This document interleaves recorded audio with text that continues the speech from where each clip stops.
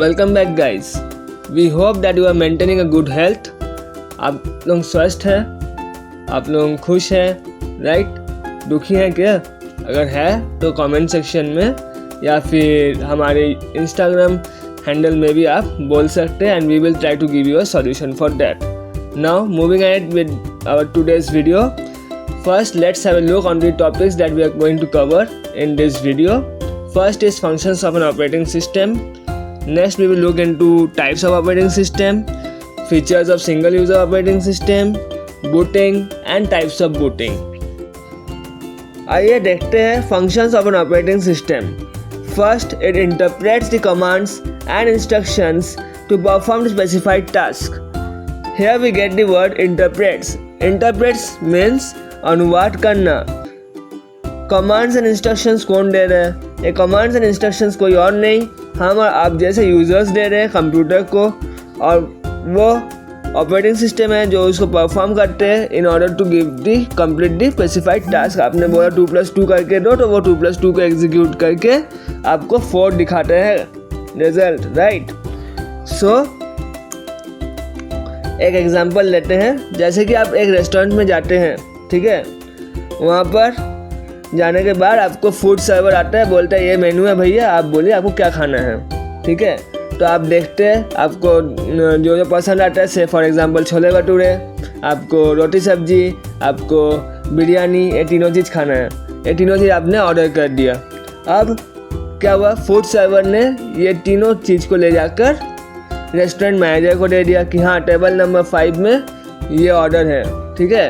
तो restaurant manager देख रहे हैं, ओके, तो ये सब खाना है, इसको वो किचन में ट्रांसफ़र कर देते हैं कि हाँ, ये 3 चीज़ जल्दी से बना के दो। जैसे आता है, फिर वो देखता है कि हाँ, ये 3 चीज़ टेबल नंबर 5 का है, थ्रू फूड सर्वर वो आपको वो फूड्स ट्रांसफ़र ये दे देता है, एंड आप उसको कंज्यूम करते हैं, राइट? नाउ यहाँ पर आप जो है, आप एक रेस्टोरेंट के लिए कस्टमर है। आप क्या है? कस्टमर है। तो सिमिलर वे एक कंप्यूटर के लिए आप यूज़र है। Food server for example you take it to be a keyboard, mouse, okay, monitor, है ना? ये तीनों चीज़ हो गया आपका फूड सर्वर।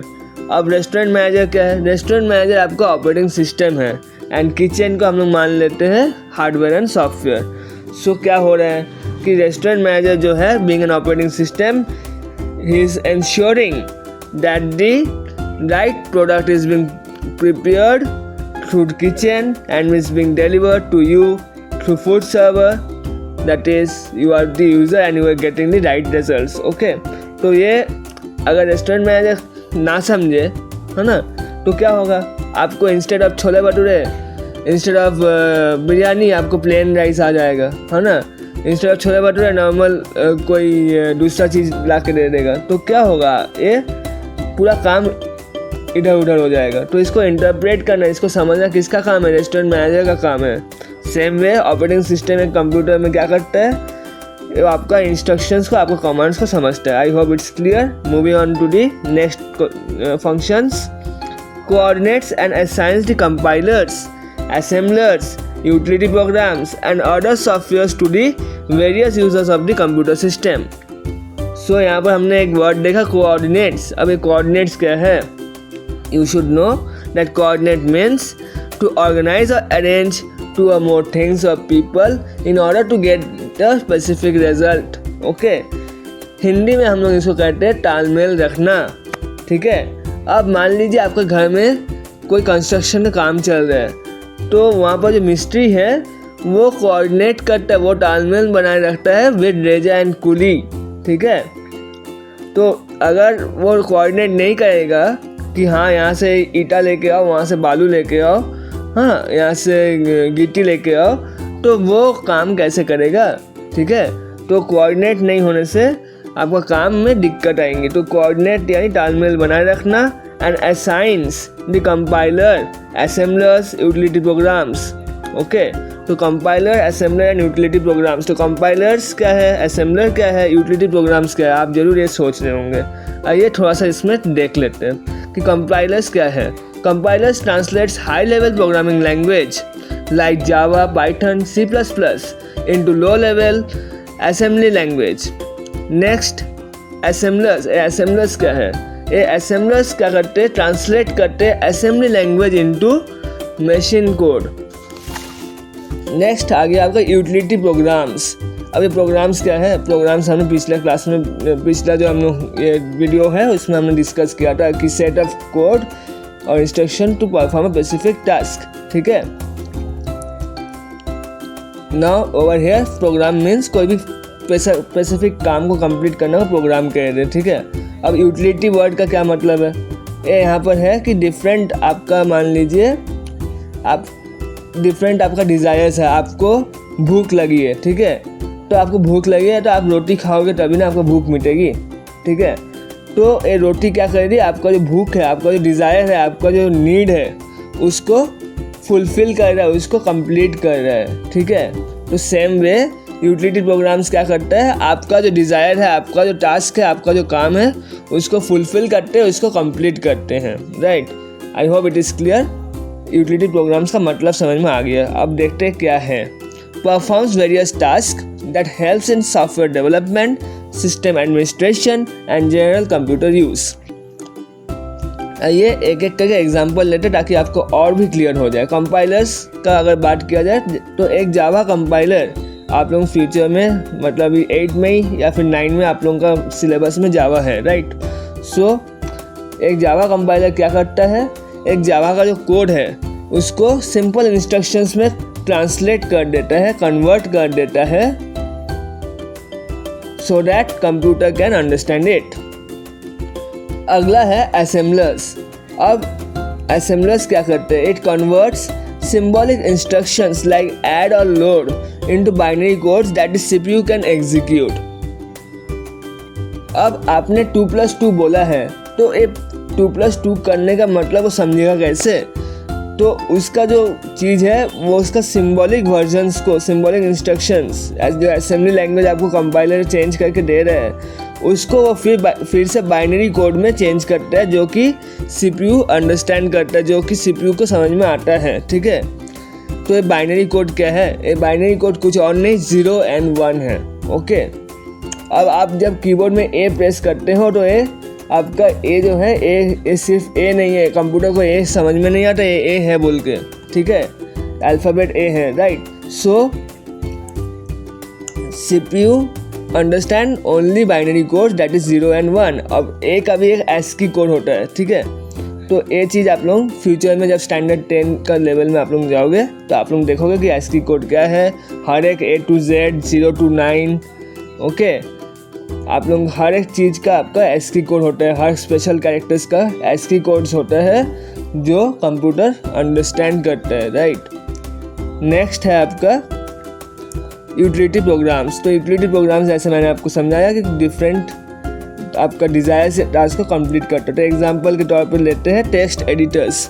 टेक्स्ट एडिटर्स क्या करते हैं, क्रिएट करते हैं, बनाते हैं, मॉडिफाई करते हैं source code files, okay. Source code कोई भी आप फाइल है टेक्स्ट एडिटर, हाँ, तो उस फाइल को बनाने में या फिर मॉडिफाई करने में टेक्स्ट एडिटर्स हेल्प करते हैं। चलिए आगे बढ़ते हैं नेक्स्ट फंक्शन के साथ।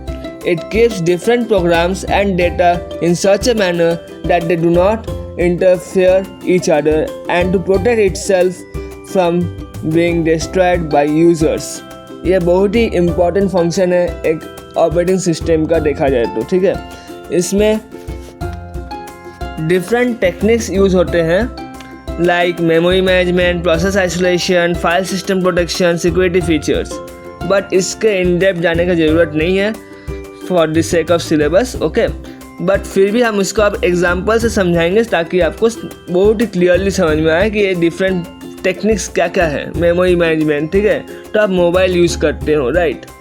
तो आपने देखा जब आपका स्टोरेज फुल हो जाता है तो आपको आता है लो स्पेस अवेलेबल, पॉपअप आ जाता है, नोटिफिकेशन आता है ना। तो वो कैसे पता चलता है, वो उसका ध्यान कौन रखता है, ऑपरेटिंग सिस्टम रखता है। आइए नेक्स्ट है आपका फाइल लॉक या ऐप लॉक।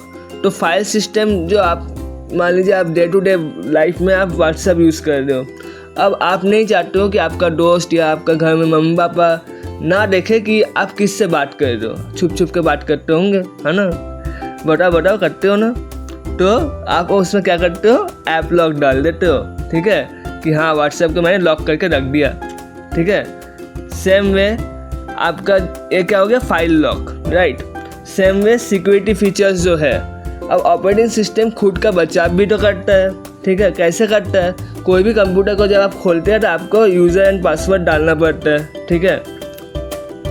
या फिर आप मोबाइल भी जब आप खोलते हैं आपको एक पिन डालना होता है या फिर लॉक से आपका मोबाइल ओपन होता है, राइट। तो अब क्या हुआ, अब अगर आपके जगह में कोई और उस मोबाइल को एक्सेस करेगा तो वो क्या कर सकता है, आपका ऑपरेटिंग सिस्टम को हैम्पर भी कर सकता है, ठीक है। तो it protects the system from getting damage, operating system from getting damaged, okay. Even खाली इतना ही नहीं है, अब उसको नेटवर्क अटैक भी आ सकता है, जैसे कि आप नेट यूज़ कर रहे हो तो वहाँ से कोई वायरस भी आ सकता है। तो firewall and different things are being used, जैसे कि एंटीवायरस, फायरवॉल, ये सब यूज़ करके ऑपरेटिंग सिस्टम अपना खुद का बचाव खुद करता है, राइट। नेक्स्ट हम लोग इसको एक एग्जांपल के साथ समझते हैं। एक क्लासरूम एंड स्कूल प्रिंसिपल के एग्जांपल ले रहे हैं, ठीक है। तो एक स्कूल का प्रिंसिपल क्या करता है, डिफरेंट क्लास का बच्चा स्टैंडर्ड 5, 6, 7, 8, 9, 10 सबको अलग अलग क्लासरूम में बिठाता है। क्यों बिठाता है, ताकि एक दूसरे के साथ इंटरफेयर ना करे, ठीक है, और काम स्मूथली हो सके।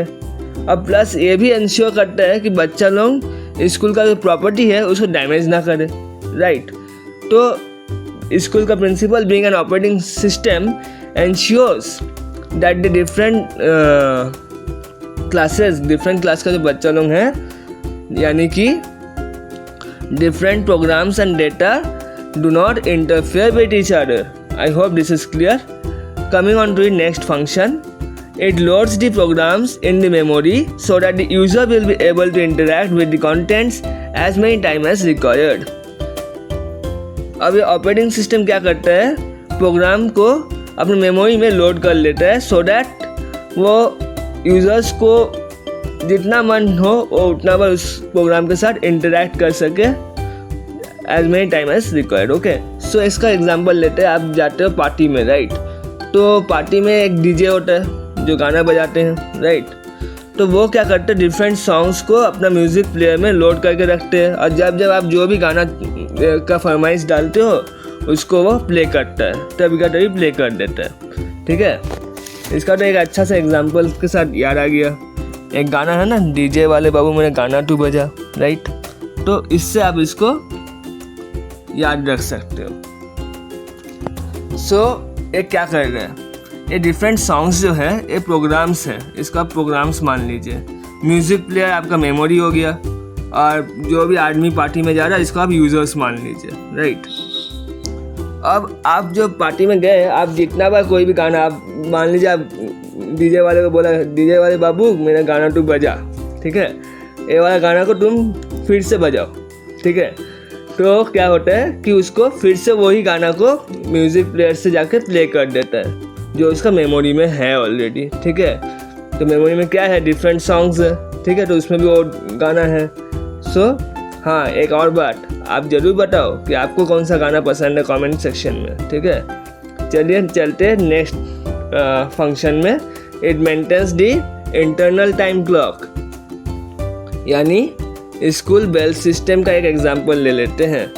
बट इससे पहले आप बताओ कि आपने नोटिस किया है ना कि जब भी आप कंप्यूटर ऑन करते हो आपके सामने जो उस समय टाइम है, जो डेट है, वही शो होता है। चाहे आप आज ऑन करो या 50 दिन बाद बंद रखने के बाद भी ऑन करो, कंप्यूटर वही टाइम शो करता है, राइट। कैसे होता है, कैसे ये पॉसिबल है, तो इसको कौन मेंटेन करता है, ये ऑपरेटिंग सिस्टम मेंटेन करता है। तो अब एक स्कूल बेल का सिस्टम ले लेते हैं कि स्कूल में जो आपका क्लासेस चलती है, तो हर 40 मिनट्स में आपका अगर पीरियड है तो 40 मिनट्स बाद आपका बेल रिंग होता है टू मेक श्योर कि आप लोग पक ना जाओ, राइट। तो ओके, कौन कौन पक जाता है थोड़ा बताओ भी। हाँ, क्या बोलते हैं, हाँ, तो आप लोग पक ना जाओ। अब अगला, इससे आपको समझ में आ रहा है कि स्कूल का जो बेल का सिस्टम है वो कैसे काम कर रहा है। वो एक ऑपरेटिंग सिस्टम है जो हेल्प कर रहा है आपको हर एक क्लास को डिवाइड करने में एंड मेकिंग श्योर कि आप जितना भी आपको पढ़ना है, जितना उस दिन की ज़रूरत है उतना ही यूज़ हो, उतना ही आपको दिया जाए, ठीक है। एक शेड्यूल मेंटेन हो, एक अच्छा सा रहे, ठीक है। तो इंटरनल टाइम क्लॉक तो वे स्कूल का बेल सिस्टम है जो टाइम को ध्यान रखता है, राइट। अगला आ गया हम लोग next functions. It detects the errors present in the hardware and software. It also tries to correct the errors up to some extent. ये आपका लास्ट फंक्शंस है। तो इसका ये भी एक इम्पॉर्टेंट फंक्शन है, क्योंकि ये ऑपरेटिंग सिस्टम ही है जो फिगर आउट कर लेता है कि कहाँ पर आपको दिक्कत है, कोई एरर अगर है, कोई प्रॉब्लम अगर है, तो हार्डवेयर में एंड सॉफ्टवेयर में कहाँ पर एरर है वो डिटेक्ट कर लेता है एंड उसको वो फिर ठीक करने का भी कोशिश करता है, जितना हो सके वो ठीक करने का भी कोशिश करता है। अब इसको हम लोग समझते हैं एक एग्जांपल से कि आप एक वर्कशॉप में एक कार का मैकेनिक है, ठीक है। तो एक कार का मैकेनिक जो है, मैकेनिक को आप मान लीजिए ऑपरेटिंग सिस्टम, वो कार को एग्जामाइन करता है या फिर चेक करता है कि कहीं पर भी आपका कोई प्रॉब्लम है या नहीं, कहीं पर कुछ फॉल्ट्स है या नहीं, एंड टू मेक श्योर कि आपका कार स्मूथली चले। Similarly operating system make sure कि आपका जो कार है यानी आपका जो कंप्यूटर है, ठीक है, वो ठीक से स्मूथली रन करे। आइए चलते हैं नेक्स्ट टॉपिक पे, टाइप्स ऑफ ऑपरेटिंग सिस्टम।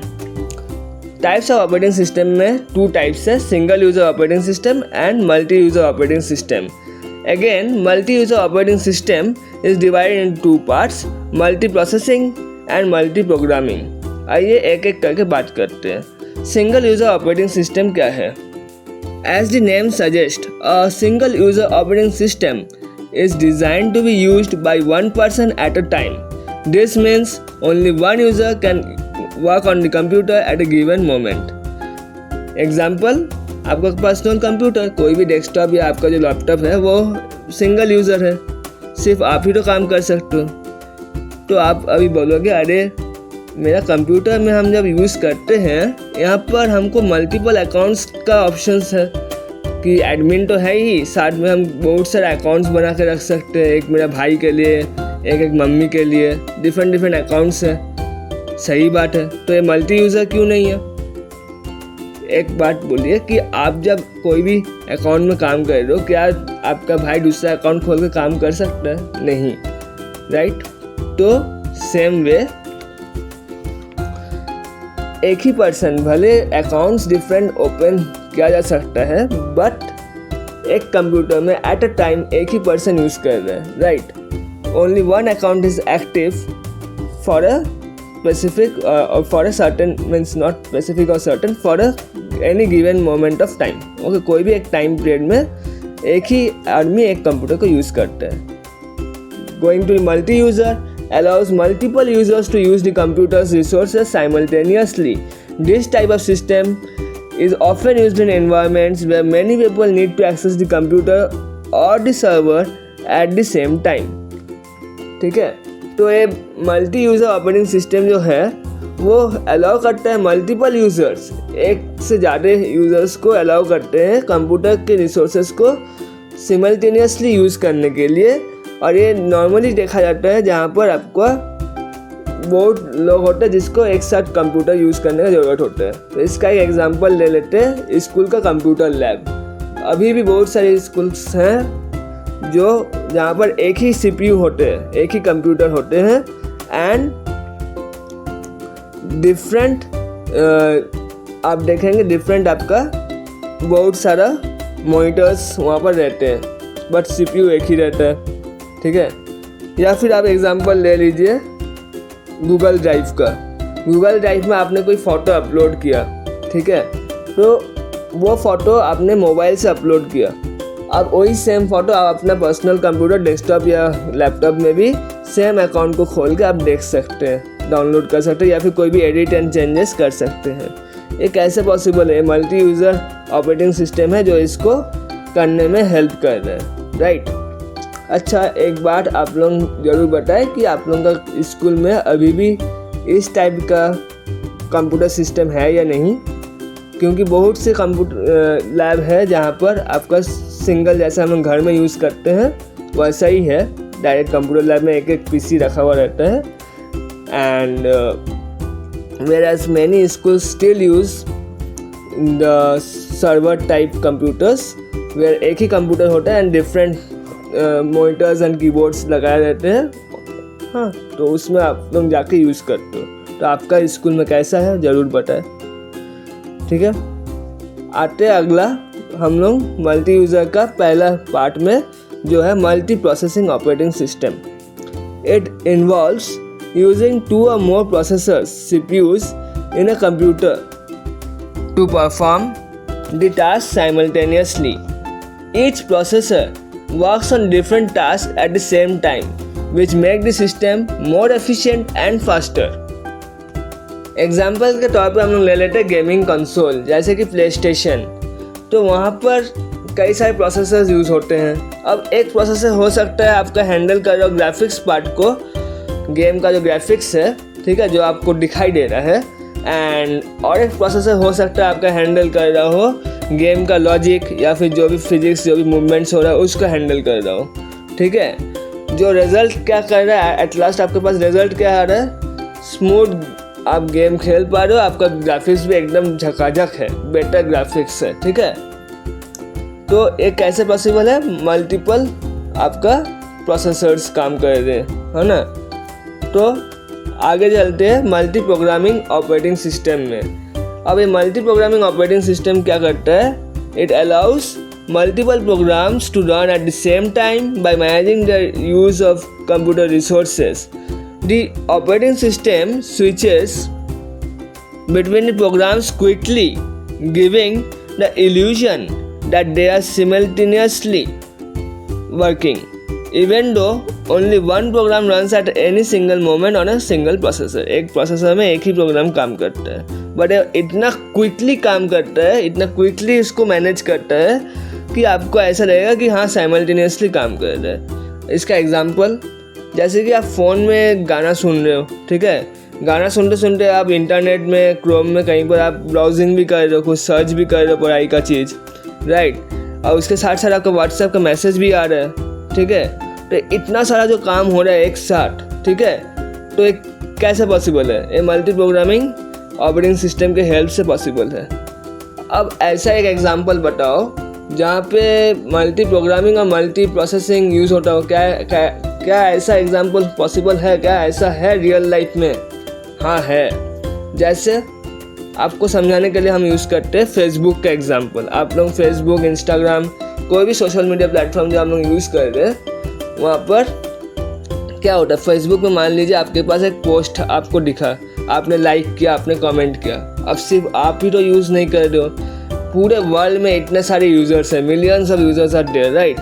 सो सबका जो रिएक्शंस है उसको मैनेज करना, उसका हर एक चीज़ को मेंटेन करना, तो एक कैसे पॉसिबल है? यहाँ पर दोनों ही यूज़ होता है, मल्टी प्रोसेसिंग भी यूज़ होता है एंड मल्टी प्रोग्रामिंग भी यूज़ होता है। बड़े बड़े कंपनीज़ में, ठीक है, क्या होता है, आपका दोनों ही multi programming and multi processing दोनों यूज़ होता है। वो मल्टी प्रोसेसिंग को यूज़ कर सकते हैं, मल्टीपल प्रोसेसर्स को यूज़ कर सकते हैं to handle the request from employees.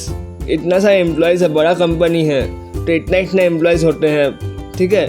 तो हर एक का जो रिक्वेस्ट आता है, डिफरेंट टाइप्स ऑफ रिक्वेस्ट जो आते हैं, उसको हैंडल करने के लिए वो मल्टीपल प्रोसेसर को यूज़ करते हैं। जबकि वो मल्टीपल प्रोग्रामिंग को भी यूज़ करते हैं सो दैट कि वो डिफरेंट काम को एक साथ हैंडल कर सके। जैसे कि ईमेल आया, हाँ, डेटाबेस रन हो रहा है, ठीक है, वेब सर्विसेज जो भी वो काम कर रहे हैं ऑनलाइन में, उसको सपोर्ट करना, ठीक है।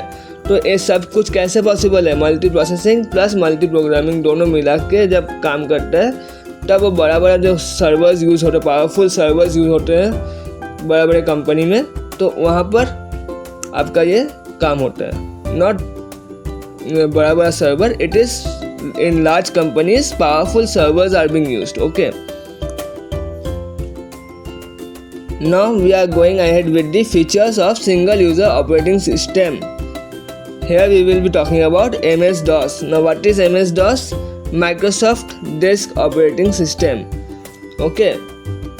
अब आप बोलो कि क्या यही एकमात्र सिंगल यूज़र ऑपरेटिंग सिस्टम है? नहीं, और भी है। और क्या है? मैक ओएस, एप्पल कंपनी का, राइट। इसका जो क्लासिक वर्जन है सिस्टम 6 और 7, वो भी आपका सिंगल यूज़र ऑपरेटिंग सिस्टम है। CP/M, CP/M करके दिखाया जाता है इसको, जो है आपका control program for micro computers. Okay, ये हो गया आपका एक ऐसा बहुत ही पुराना ऑपरेटिंग सिस्टम जो कि पॉपुलर था माइक्रोसॉफ्ट डिस्क ऑपरेटिंग सिस्टम आने से भी पहले।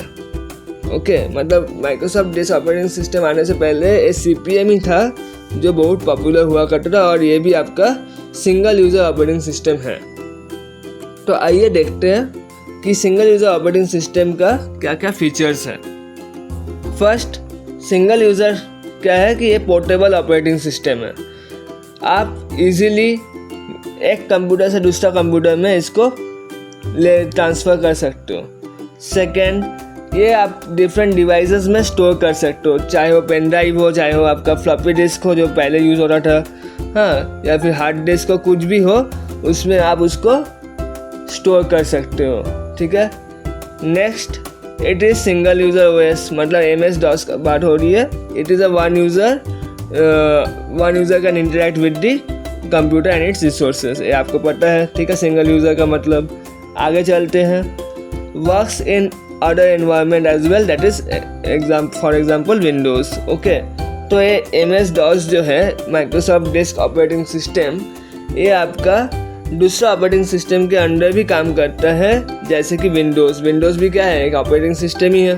ठीक है, तो जब आप विंडोज़ को यूज़ कर रहे हो तो you can still open a command prompt. तो जब आप कमांड प्रॉम्प्ट को खोलोगे तो आपके सामने एक पॉपअप विंडो आएगा जहाँ पर आप MS-DOS का कमांड्स डाल सकते हो। अब अपना वहाँ पर जो भी काम करना है उस ऑपरेटिंग सिस्टम के साथ आप उसको कमांड्स दोगे तो वो उससे काम करेगा। तो आप बोलोगे अरे ये कमांड प्रॉम्प्ट कहाँ है? ये कमांड प्रॉम्प्ट के लिए आपका जो कंप्यूटर का जो स्टार्ट बटन है वहाँ पर जाना है आपको, और वहाँ पर जाके कमांड प्रॉम्प्ट सर्च कीजिए। ठीक है, या फिर शॉर्ट में CMD डालिए, कैपिटल CMD। ठीक है, आपको कमांड प्रॉम्प्ट दिखेगा, उसको क्लिक कीजिएगा तो एक पॉपअप विंडो आएगा। वो हो गया आपका माइक्रोसॉफ्ट डिस्क ऑपरेटिंग सिस्टम का एनवायरनमेंट, जहाँ पर आपको उसका कमांड्स डालना है एंड वो उसको एग्जीक्यूट करके दिखाएगा आपको। ठीक है। Now going ahead to next topic, booting. What is booting? It is the process of starting or restarting a computer. It involves loading the OS into the computer's memory, RAM, and getting the system ready to use. Now, booting is also of two types, cold booting and warm booting. Cold booting को हम लोग hard booting भी कहते हैं and warm booting को हम लोग soft booting भी कहते हैं। ठीक है, आइए देखते हैं क्यों एंड इसका क्या मीनिंग है। कोल्ड बूटिंग क्या होता है, वार्म बूटिंग क्या होता है, इसको समझते हैं। तो cold booting means starting of the computer from completely powered off state। अब कंप्यूटर पूरी बंद है, आप उसका पावर बटन प्रेस करके आप कंप्यूटर को ऑन कर रहे हैं, इसी को हम लोग बोलते हैं कोल्ड बूटिंग, राइट। और जब कंप्यूटर आप काम कर रहे हो, आपने वहाँ पर जाकर रिस्टार्ट बटन दबा और कंप्यूटर रिस्टार्ट हो गया, इसको हम लोग बोलते हैं warm booting. I hope it is very crystal clear. Okay, तो अब कोल्ड बूटिंग में क्या होता है? When you press the power button on a computer, it undergoes a power on self test, post, okay, where the hardware is checked to ensure everything is functioning correctly. Then the BIOS, that is the basic input output system, locates the bootable device, usually the hard drive, loads the operating system, and the computer becomes operational. So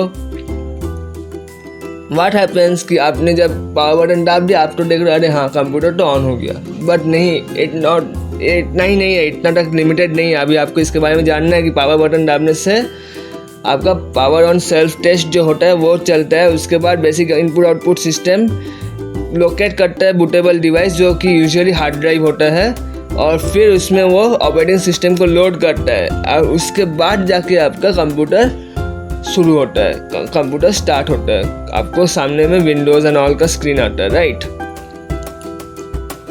तो यहाँ पर जो post का है, post को कैसे आप समझेंगे, आपने नोटिस किया होगा जब आप कंप्यूटर ऑन करते हो तो आपका कीबोर्ड एंड माउस में, आपका कीबोर्ड में स्पेशली आपको जो 3 लाइट्स है राइट कॉर्नर में, वहाँ पर आपको 3 light for few seconds, 1 second के लिए और जल के बंद हो जाता है, राइट। तो वाई दैट्स हैपन, तो that is the power on self test that is taking place when you press the power button. Okay, I hope it is clear. Moving on to the warm booting. जब आप warm boot करते हो तो क्या होता है, operating system जो है that gets started without the need to go through the complete power cycle. पूरा पावर का जो साइकिल है, जो आप नॉर्मल कोल्ड बूटिंग में जो प्रोसेस होता है, पूरा साइकिल को प्रोसेस को फॉलो नहीं करता है, वो सीधी ऑपरेटिंग सिस्टम को ही रिस्टार्ट करता है, ठीक है। वो कुछ प्रोसेस को स्किप करता है जिसमें इन्वॉल्व होता है, जो कोल्ड बूट में इन्वॉल्व होता है, जैसे कि आपका post power on self test. जब आप रिस्टार्ट करते हो तब पावर ऑन सेल्फ टेस्ट नहीं